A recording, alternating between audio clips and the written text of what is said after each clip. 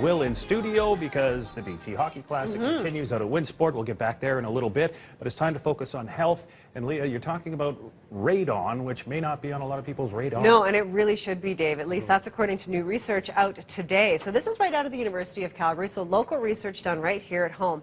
And what researchers there have found is that 1 in 8 Calgary homes exceeds Health Canada's acceptable radon levels. So this is quite dangerous, because what is radon gas? Well, radon gas, it's colorless, odorless, radioactive gas that's been linked to lung cancer. In fact, radon is the leading cause of lung cancer in non-smokers. So here's the map. They broke it down. They tested homes right in Calgary and surrounding areas, and here's what they found.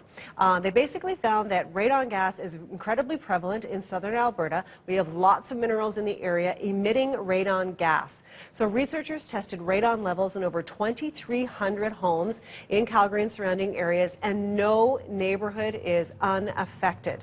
So here's what they did find, a difference between newer homes and older homes. Researchers tested radon levels in over 2,300 homes, and it was the homes built prior to 1992 that seemed to do a bit better than the newer homes. So the newer homes built in the past 25 years had a 31.5% higher average radon level than those built prior to 1992. Really? So that's something to keep in mind.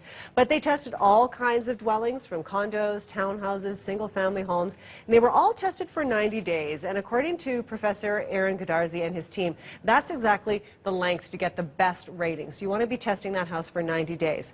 Now, there is a good news story here out of all of this. So the good news is you can have your home tested, find out if your radon levels are too high, and if they are, there's remediation procedures that can happen to make sure that they fix your house and get that radon out of there. So this is good. And what they did, in fact, for the study is they went back to homes that had been rated and tested them again. And they found out that after they were fixed, in fact, they were into the safe range. So there is something you can do about it. So they do something to sort of keep the radon out? Like correct. Yeah, seal it up a little bit better. Yeah. Yeah, you bet, exactly. So it's a good time in the winter months, really, to test the house, but you can get information on testing it at any time.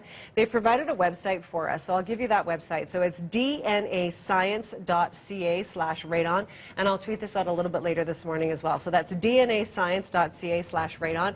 But there are lots of options when it comes to getting your house tested, lots of price points depending on how you want to do it. So it's really something to keep in mind, because of course you want to do everything you can to prevent cancer in your house. And it's important stuff, and something, as I said, people might not know. This. You bet, exactly.